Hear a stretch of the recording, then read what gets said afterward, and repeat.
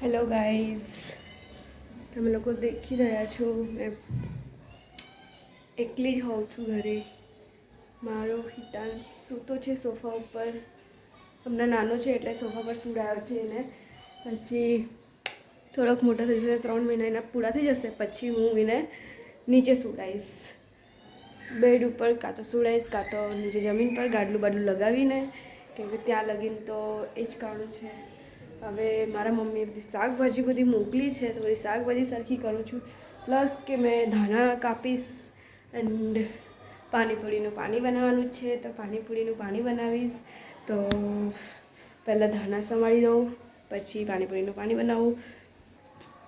દેખો ધનિયા, ધાણા છે, ટામેટાં છે, બધું શાકભાજી અંદર મેં ફ્રીજમાં મોકલી દઉં.